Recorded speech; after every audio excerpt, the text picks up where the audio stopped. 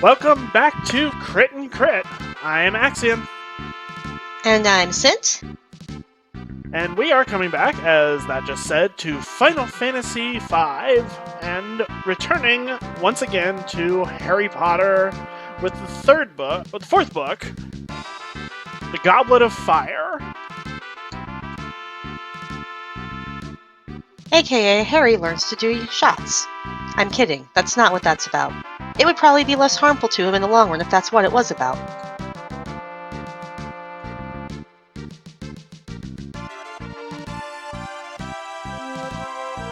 But yes, we are at the midpoint of this series that basically defined reading for a generation. I know it sounds cliche to say that, but I think today it's really easy to overlook just how big a phenomenon Harry Potter was at the time. And Goblet of Fire was really, really hyped up as a result of that, because I know I got introduced basically right after the last book came out, so this was the first one that I was actually part of the what the fandom came to be understood as, of like the midnight watch parties, which I was too young to go to, reading parties, the anticipation of the next book coming out, joining in online forums and speculating what would be happening next. But before we can really get into that, we have to take a look, as has become our tradition, at just the baseline plot, so you know what we're talking about as we start going into the overanalyzation of children's literature.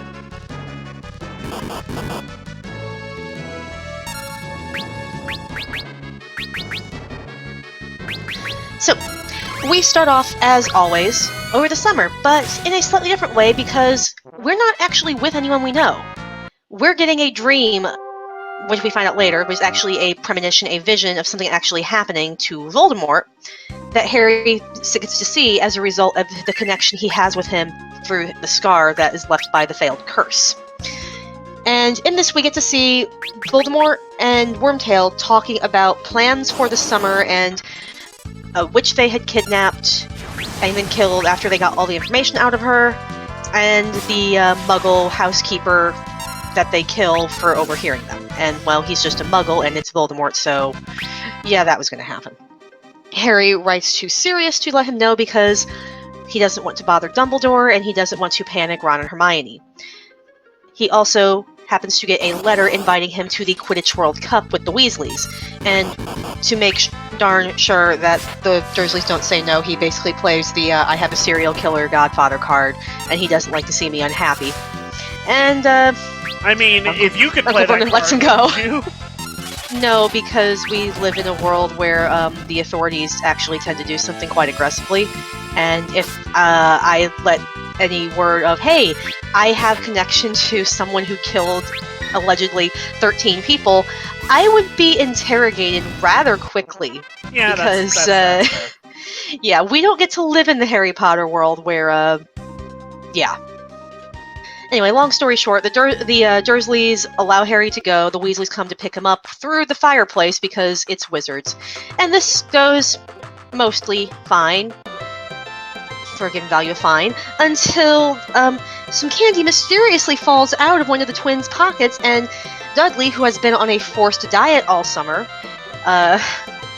picks one up, and it is hexed, because of course it is, because the Weasleys want to open a joke shop. Mrs. Weasley is not enthusiastic about this ambition.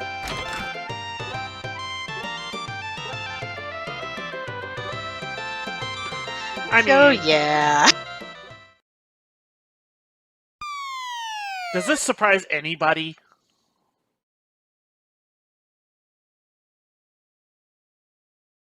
I don't know, because on the one hand, she does have, 3 kids who are already out of school and with pretty stable careers.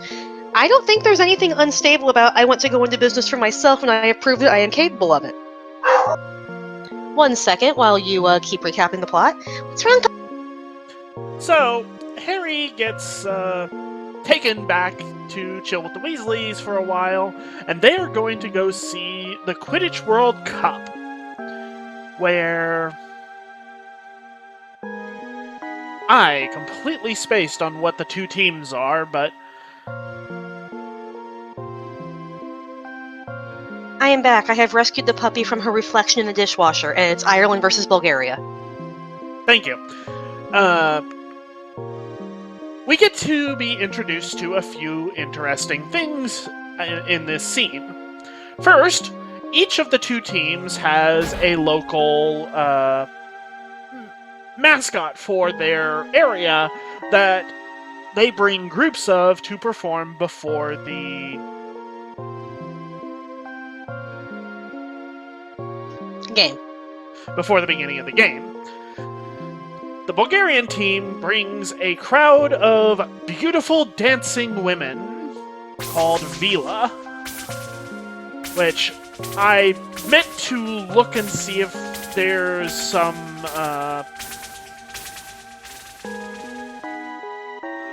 mythological connection to and what it was, but I did not remember to do so in time.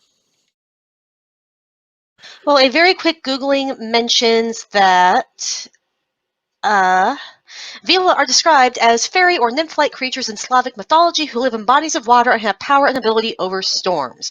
This is from the Harry Potter fandom wiki, so I do not know how entirely accurate that is to actual mythology, but this is what we got. Yeah, unless I actually know the source of something going into it, I tend to assume it's just a magic thing that's been made up, so I apologize for ignorance on that. Yeah. We find out in very short order that Viva, while appearing as beautiful, entrancing women who make every man in the stands lose their minds for a short time, and Harry almost jumps off the stands down into the field below. That would be a heck of a way to go, wouldn't it? Like, I'm the boy who lived until puberty. And Ron is not doing the same thing, if I remember correctly, but he was preparing to jump from a springboard. Yeah. With the pose, I believe, was what they used. Yeah, reading more on this entry.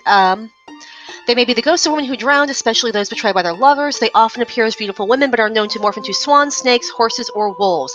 Their magically seductive speaking and singing voices hypnotize those who hear them, and they are fierce warriors. So this is on the behind-the-scenes part of this wiki entry, so that does seem to suggest that there is, like, an equivalent creature in Eastern European mythology, but given later entries into the Harry Potter franchise, I'm not sure how sensitively they were handled. Yeah.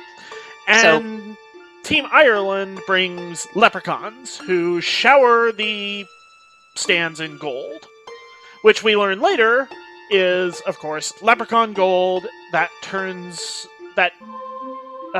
disappears. Yep. After, I think, about a day.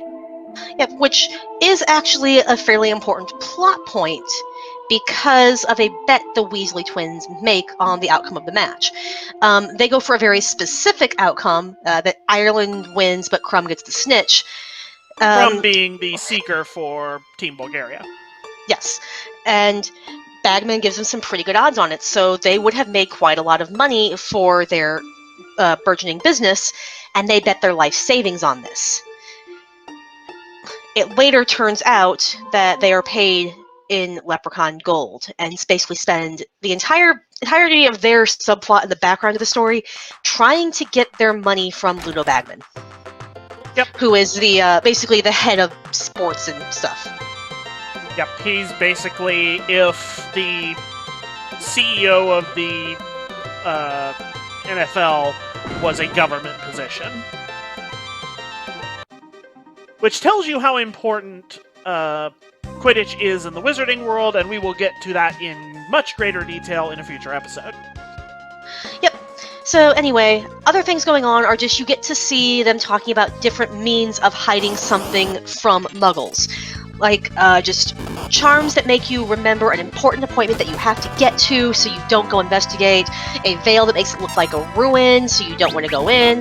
Apparently the wizards have never met, like, urban explorers who like to go into abandoned buildings anyway, but the point is, this entire massive expanse of field and stadium have been heavily hexed to make sure that no muggles get anywhere near them, except for the poor muggle we meet who's basically in charge of assigning people their campsites, who we are told basically gets like 10 memory charms a day because so many of the wizards are not circumspect at all about their magic, which is highly ironic given what we've seen of how much they crack down on underage wizards, who, you know, you'd think there'd be a little bit more grace with that because you can't do as much damage when you're not even sure how to hold the wand the right way, but these adults who've been trained should theoretically know better. But we could probably get into that at length, then I digress. So we also get to see just various means of camping. The Weasleys bring in some enchanted tents that are basically TARDISes. They are much bigger on the inside, which confuses Harry, which you'd think he'd be starting to get used to this by now. But there are other things as well.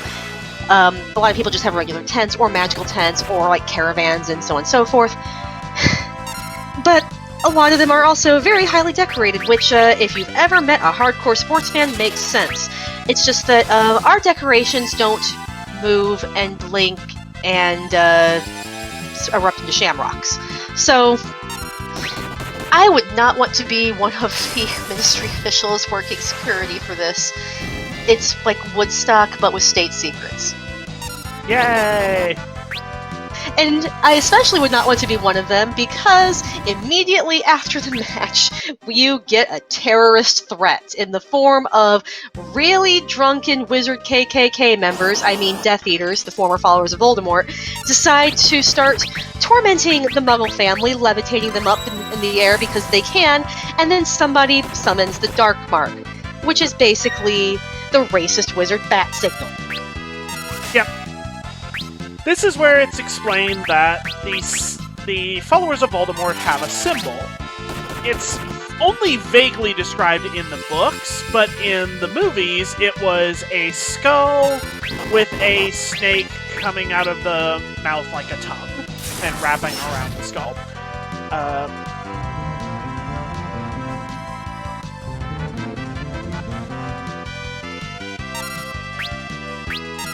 Like, I believe that's also in one of the chapter illustrations. I'm trying to remember which chapter it was, because this is like a 700-page book, and I don't remember offhand, because it's been a couple days.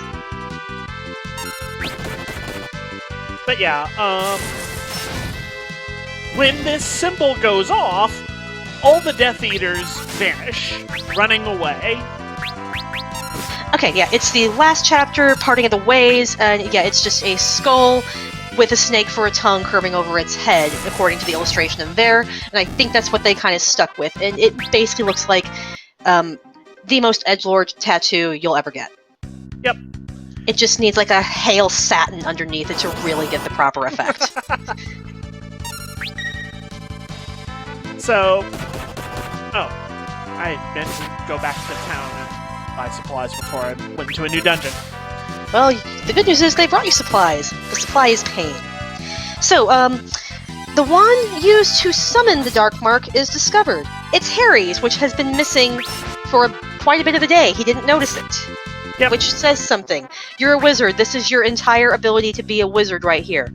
Oh no, I didn't hold on to it and it's gone. Maybe there's a point as to why they look so closely at underage magic.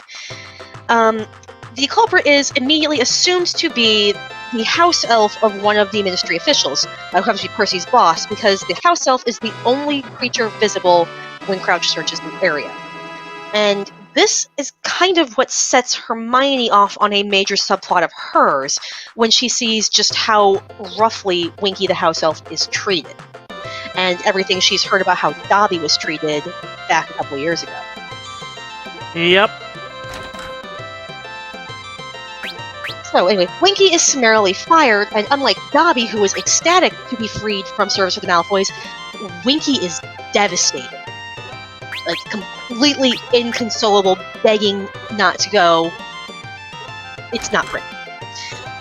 But everybody goes home, and we get to see Rita Skeeter has made an extensive report about the event, with lots of not quite factual information and mostly just feeding the rumor mill.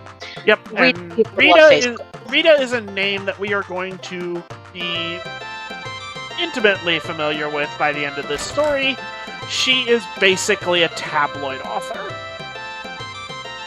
Yep. And a few other things that we will discuss in greater detail at a later time.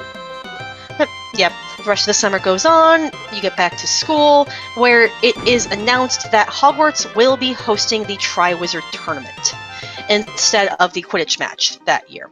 The Triwizard Tournament is basically an international competition with Hogwarts and two other big wizarding schools, which we will learn are Beauxbatons from France and Durmstrang from, they never specify, but given that we find out that Crumb is one of their students who's put forth to compete, we know that it's going to be in Eastern Europe, somewhere that Bulgaria would have access to, just like, England has Hogwarts, which I believe is actually in Scotland, and you get Irish students, so it's basically just the British Isles school.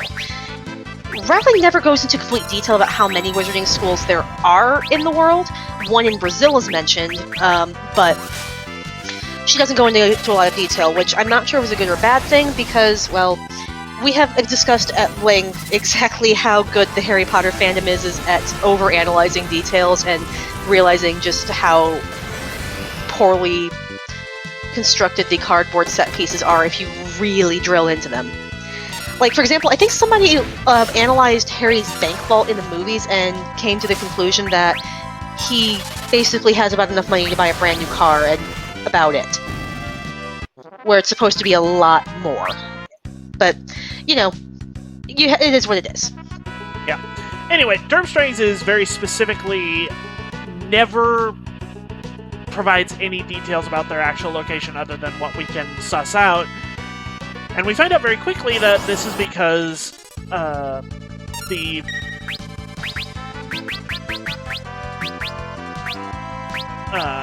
primary professor at Durmstrang's, Karkaroff, does not particularly like the idea of being easily found. Okay, mild sidetrack here. You get Dragon Ball Z vibes whenever you read his name on accident?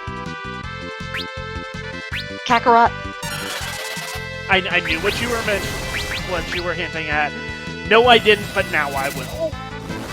We keep doing Dragon Ball Z and Harry Potter, and I don't mean to do it until it happens, but this is where we are.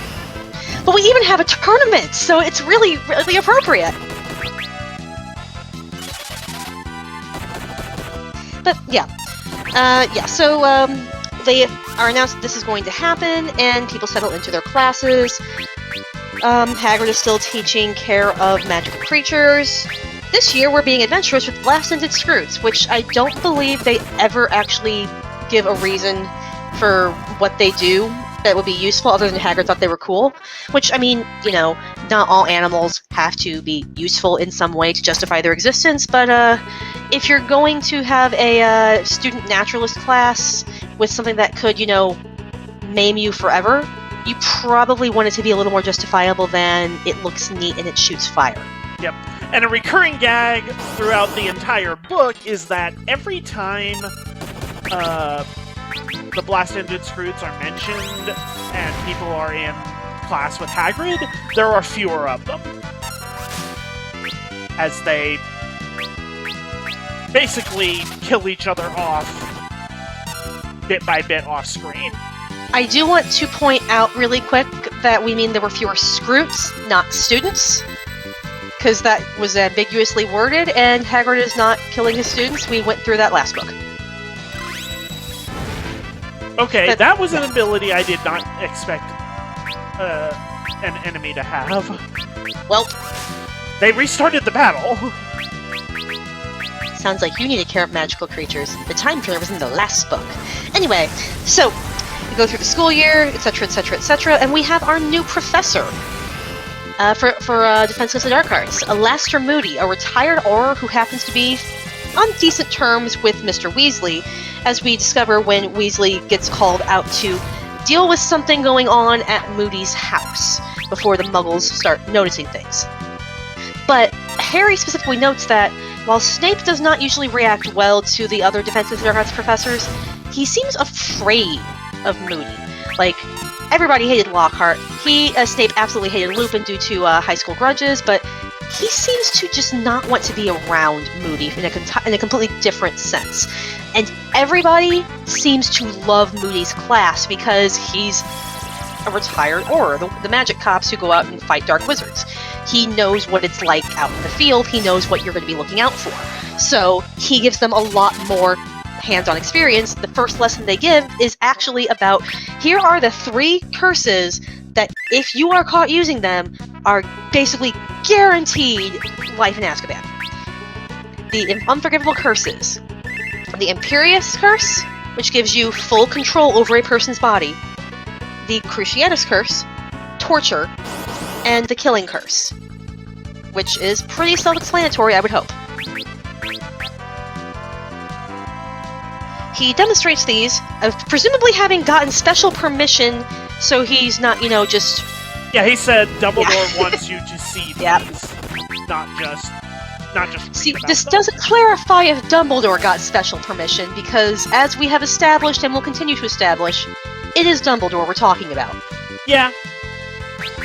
But given that, nobody busts in with a hitman squad to take Moody off to go to see the nice men with wands, we can presume that Dumbledore got permission for this, because Moody does hex the class. Just the Imperious Curse, so it's not actually physical harm, and it's stupid things like quack like a duck, jump on a desk, so on and so forth. Nothing actually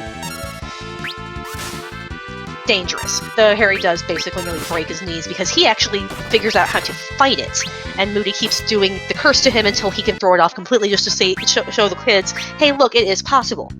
Neville notably reacts very, very badly to the Cruciatus Curse being demonstrated on a spider. To the point where Hermione calls for Moody to stop. She's not even looking at the spider, she's just watching Neville turn absolutely chalk white. To apologize, Moody does pull Neville aside and basically gives him a pep talk about herbology because he's heard good things about him there, which is nice because poor Neville just cannot get a break.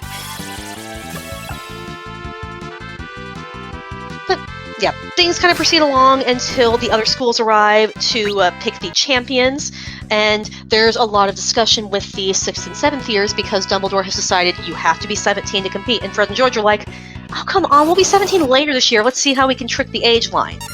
And, yeah. The other schools arrive. People go nuts when they discover that Victor Krum, the famous Quidditch player, is a student like them who is going to be potentially competing for Durmstrang. And several people go absolutely nuts over one of the girls from Beauxbatons, who we later learn is named Fleur Delacour, who is chosen as their champion. And we quickly learn that Fleur is part Veela, which explains part of why everybody is kind of drooling over her.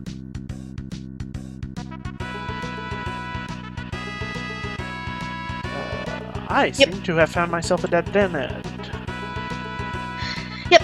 Anyway, the champions are chosen. We have our 3 champions. From Beauxbatons, we have Fleur Delacour. From Durmstrang, we have Victor Krum. And from Hogwarts, we have Cedric Diggory, who the Gryffindors are a little bit salty about because of winning in Quidditch last year when Harry got the Dementor problems. But Cedric feels very embarrassed about that, and honestly is just presented as an overall, all-around nice guy. And I mean an actual nice guy, no fedora in sight. This is a decent person who does not deserve any of the crap leveled at him. So, yeah. Then, a 4th name comes out of the Goblet of Fire, Harry Potter. Harry is as confused as anybody else, but due to some magic within the goblet, all of the contestants are bound to compete. So I'm actually not sure if there was an option for Harry to back out. It is suggested, but the Goblet of Fire has gone out. It won't relight until the next tournament, so these are the champions. I don't know why Harry can't just throw the match and just be done with it, but people are obviously upset because, well, Madame Maxime and Karkaroff are offended because they initially think it's Dumbledore trying to give Hogwarts 2 chances at the cup. Moody is on the other hand saying somebody wants him dead because how easier would it be to kill someone than to put them in this competition, which had been cancelled in years past because it was killing too many contestants. Yep, and they've even specifically mentioned when Dumbledore announces the contest is going to happen that the current version has been greatly modified to make it less lethal. Yep. So Harry is still kind of just nonplussed and not sure what to do with all this. Most of Gryffindor wants to celebrate because, hey, we have a champion, yay! Ron, however, is incensed and completely jealous and refuses to believe Harry when Harry says he didn't put his name in. He doesn't want to compete. So Harry is not on speaking terms with his best friend of 3 years. Hermione does, however, believe him because, as she puts it, the look on your face when your name came out of the goblet, of course you didn't do it. This doesn't persuade most of the school, but at least he has someone standing by him. Which, I can't imagine going through something like this with everyone making that assumption. So, yeah, their first task is supposed to be an unknown because they want to see how you handle mystery. This does not last because Hagrid recognizes a fellow half-giant, as it is later revealed, in Madame Maxime, and tries to impress her by showing her what the creatures will be for the first task, and tells Harry to sneak along with him. They are dragons. Karkaroff also happens to be sneaking around and finds the dragons, so Harry tells Cedric about them just because, look, there's no way the other two didn't tell their champions. Now we're on an even footing. And yeah, their task is to get a golden egg from a dragon that is guarding it, theoretically with no warning or pre-preparation. Everybody has had several days of warning and pre-preparation because cheating is apparently an inherent part of the process, according to Professor Moody, who keeps offering Harry help. Ludo Bagman also seems to keep offering Harry help, and Harry finds this suspicious because Bagman is one of the judges. Yeah, I mean, is it not? Oh, it absolutely is. But Harry's just like, that's weird. Bagman keeps saying, well, I've just taken a liking to you, and, you're the youngest champion, so, which is still kind of like, no.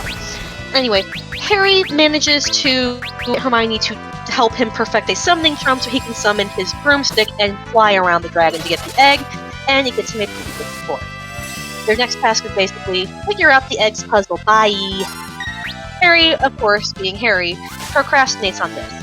But in better news for Harry, Ron, having seen him nearly get killed by a spiky dragon, is like, oh my god, you're in danger. I don't think you put your name in the Goblet of Fire, and Harry's just like, I've been saying this for a month. But they're friends again. Yay. Yep, and Harry's also been in contact with Sirius, who is quite worried about this situation because Sirius is on the same page as Moody there. So, yeah. You want to take over on the plot for a bit? My voice is starting to get a little dry. I need a drink. Yep, no problem. So at this point, Harry futzes around for several months, and it mentions that while he is kind of ignoring the waiting... Oh, this is going to be fun. Oh.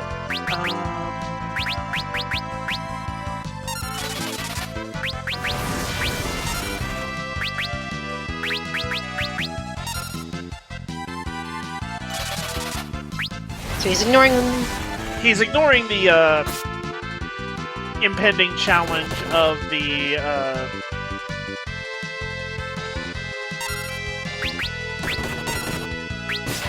egg. Yeah, sorry, I'm distracted by a battle that's actually got me having to use some level of tactics rather than just spam attack button. Okay, I've got a little bit more moisture, so I'll be good. But yeah, he's been ignoring the challenge of the egg for some time, and eventually he kind of gets more or less pushed into it by, well, Cedric comes by and gives him a hint, basically as payback for, helping him with the first task, one, yeah. And,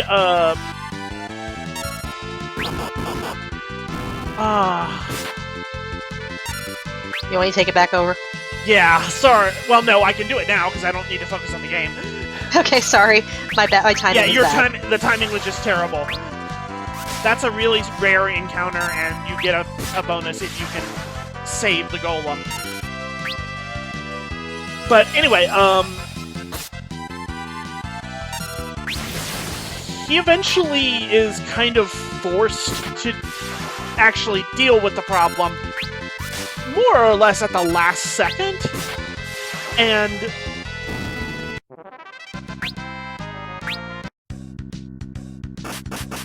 oh, right, I'm still poisoned.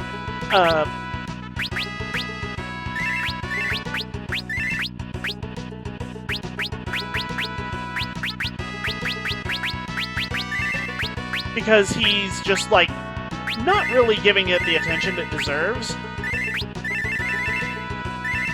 Yep, and there's also something to note here is that Harry is 3 years behind the others in their studies. This is kind of like saying, all right, you guys are all going to take the ACT.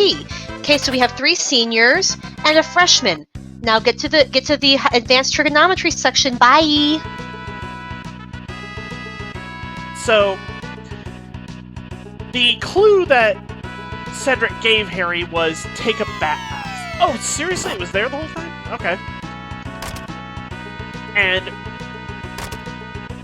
Harry does eventually somewhat figure it out. In the sense that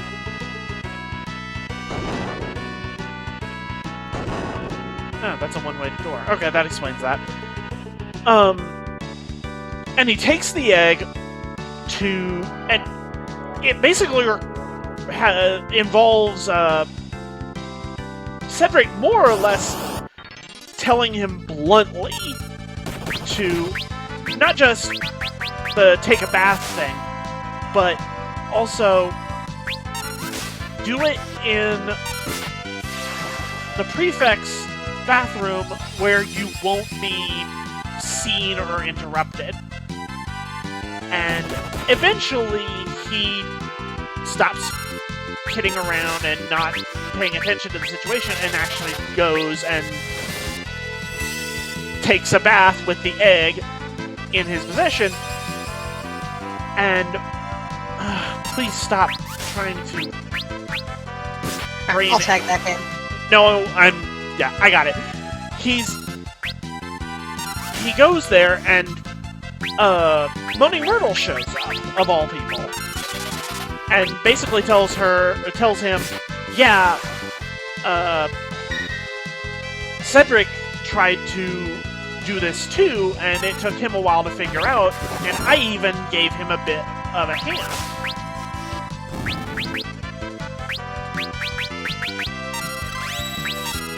And she's the one that eventually reveals, you gotta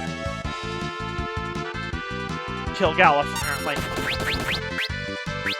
You gotta dunk the egg underwater, and then try to listen to it there.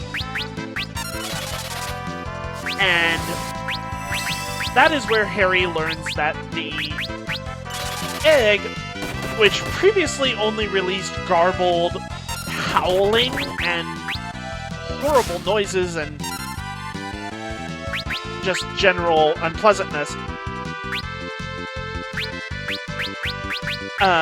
is actually releasing a message that becomes audible if you're underwater. And the message gives him a riddle, which, again, he kind of has to get some help from Myrtle to figure out. And it eventually is revealed that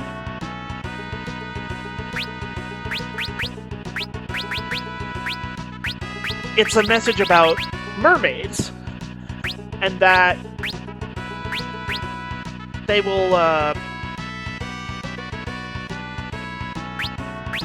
Oh, it's not just a message about mermaids. It's the noise the egg has been making is in the merpeople language. So it's you can only hear it underwater, and it is, yes, they have taken something from you. Come get it back. You have an hour.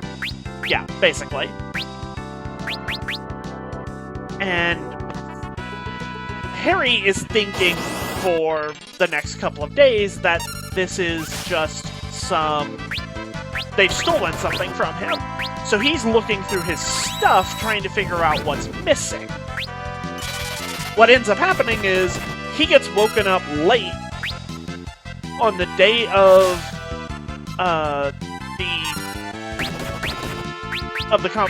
the second task, having not yet figured out what he's going to do about the mermaids, for starters, and getting shaken awake by, of all people, Dobby, who has been hired by Dumbledore to work with the house elves that work in Hogwarts kitchens. Dobby shakes Harry awake, shoves a lumpy piece of material into his hand that he says is called gillyweed, which he stole from Professor Snape's stores. So, fun on that for more messing with Snape, I suppose. So, in fairness, where else in the school would you get a magical potion ingredient, or just a magical ingredient, other than the Potion Master's office? It makes perfect sense. But, and says that Harry needs to go because they've taken his Weasley, which, since Harry just woke up, it takes him a little while to decipher, but he quickly determines that means Ron. Ron has been kidnapped to be the thing that Harry must retrieve from the mermaids. Yep. So, gillyweed turns out to be this material that when Harry eats it, gives him gills. Which is good, because he needs to swim underwater for a while. And oh boy, apparently it is time to play with the puppy. She does not care about recording schedules. Well, she'll have to wait.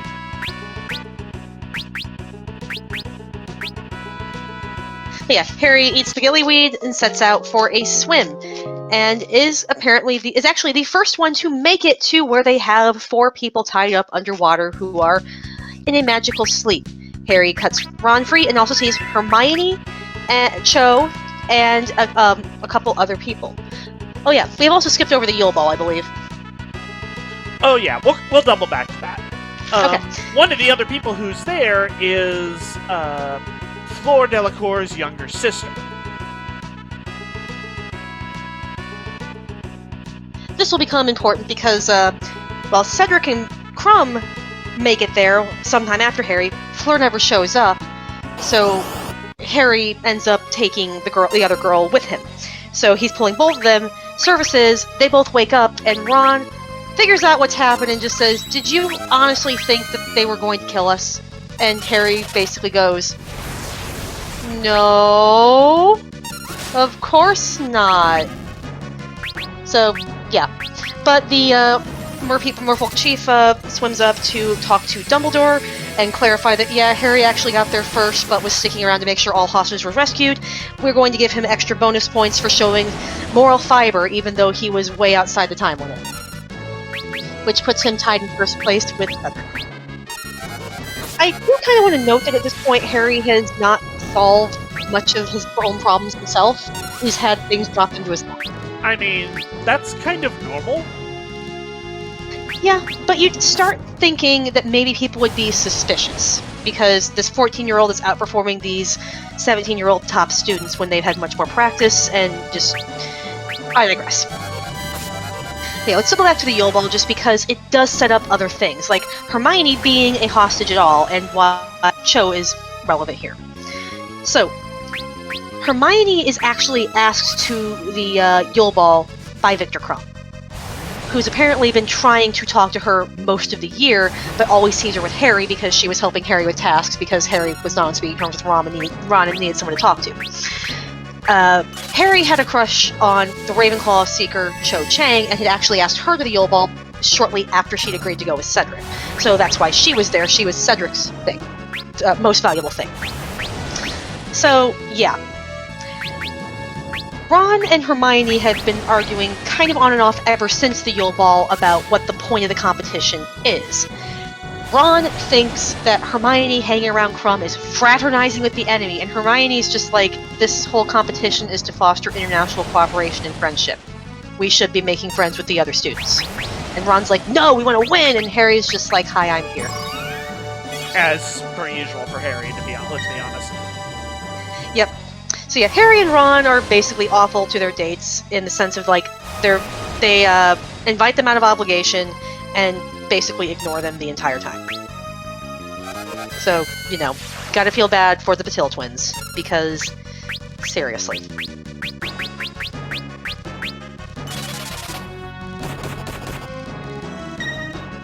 Oh, this is annoying. Yeah.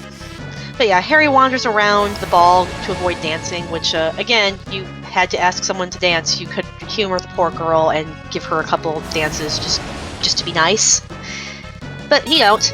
And he happens to overhear Hagrid talking to Madame Maxine about being half giant, where he tries to distract himself by noticing a beetle crawling on the statue, but then just moves on to find other conversations. I think this is also when he sees Karkaroff trying to talk to Snape, and Snape trying to, hi, yes, you brought your toy, yes, it's very cute, and Snape trying to avoid him, which is a recurring theme. So I know it happens again later. Anyway, after the second task, things are kind of chilling out a little bit as they kind of wind down the year and prepare for the final task, which will be revealed to be an obstacle course maze. But shortly before that task, Mr. Crouch, one of the judges who helped organize this / Percy's boss, hi puppy, yes, comes bursting out of the forest looking absolutely a mess, wide-eyed, panicked, and demanding to talk to Dumbledore and not making much sense. Harry asks Krum to stay with him while he goes to get Dumbledore. By the time they get back, Krum is unconscious and Crouch is gone. Krum claims that he was attacked. Karkaroff declares that this is just Hogwarts once again trying to cheat in the tournament, etc., etc., etc. He's eventually talked down, but yeah, they cannot find Mr. Crouch. And yeah, so that's a nice little thing to have happen right before the competition. The final task of the competition. Meanwhile, during all of this, Rita Skeeter has been publishing worse and worse tabloid articles to get attention because they're mostly centered around Harry and just any dirt she can dig up. She's getting a lot of intel from the Slytherins to note, just to make it worse and worse. Because Rita doesn't care how accurate it is. Yeah, she doesn't care how accurate it is, she just wants drama to sell papers.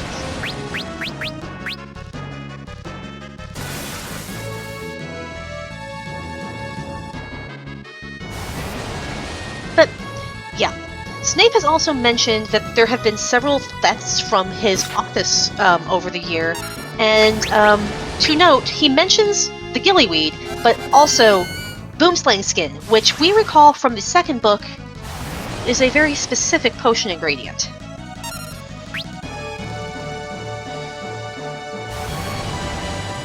Polyjuice potion, if I remember correctly. Yep. Which will come up shortly.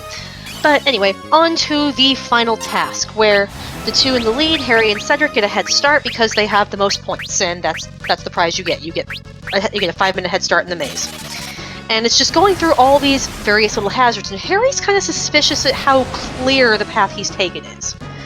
He has to do a few things, but for the most part, things are fine. He hears a scream, which they recognize as Fleur, so she's out, and then he keeps running into Cedric, and they keep splitting up again. Then he happens to come across Krum using the Cruciatus Curse on Cedric. He stuns Krum, they send up the spark to say, hey, champion down, and stick together for the rest of the maze, just because this is not cool. Cedric actually gets to the trophy first, but because Harry's injured, he stops to let Harry catch up because Harry saved his butt a couple times. As Cedric puts it, you win. No, you got here first. Harry just says, okay, fine, let's compromise. It's a Hogwarts victory either way. Let's grab it at the same time.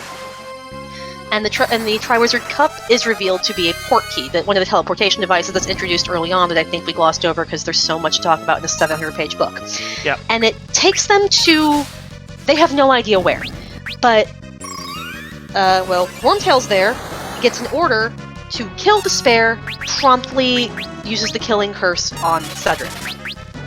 Harry is then tied to a gravestone, and his blood is taken as part of a ritual to resurrect Voldemort, who then summons all the Death Eaters who are not in Azkaban or dead back to him to say, hey look, I'm back. You better start dancing to my drum again.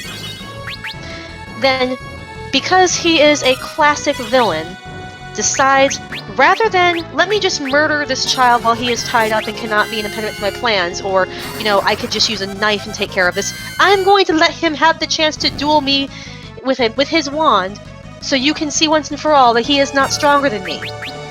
Which, does not work. The wands backfire because, as it is later revealed, I think it was revealed earlier. Yeah, in book 1. They both have, wands that have a feather from the same phoenix, and since they share that core, the wands will not function properly in combat against each other. Yep, that's the part that's new. We knew that they were matching wands, but we did not know that wands that come from the same source will interact with each other in weird ways. Which is why it's to your benefit to learn Muggle technology, because you could still take the wand and just shove it really hard. Sorry. Anyway. No, you're not. I have seen enough movies to know, hey, the Dark Knight solved this problem with a pencil, okay? You can use a stick of wood pretty effectively. Anyway. So we've actually had incrementally revealed. First book, yes, your wand is from the same core as Lord Voldemort. Second book, yeah, it's Fawkes. And then fourth book, and because they're both from Fawkes, they will not actually fight against each other. If the spells connect, they will basically force the wands to regurgitate the last spells they cast, which in Voldemort's case is murder victims, who basically obscure his vision long enough for Harry to run back to Cedric's body, summon the cup, and get back to Hogwarts, where he has to then explain the dead body. But Moody takes him away from the field that night to question him alone. And once Harry finishes the story, starts monologuing about his master and all of these other things. And Harry's increasingly confused until Dumbledore bursts in, stuns Moody, and then they watch as the Polyjuice potion wears off, revealing a figure that Harry saw in a vision that he wasn't supposed to see, but he was poking around in Dumbledore's office when he was trying to talk to Dumbledore about Crouch earlier, where he got to see some stored memories in a pensieve, where he gets to see several of the trials presided over by Mr. Crouch of suspected Death Eaters, including his own son, accused of torturing the Longbottoms, Neville's parents, into insanity.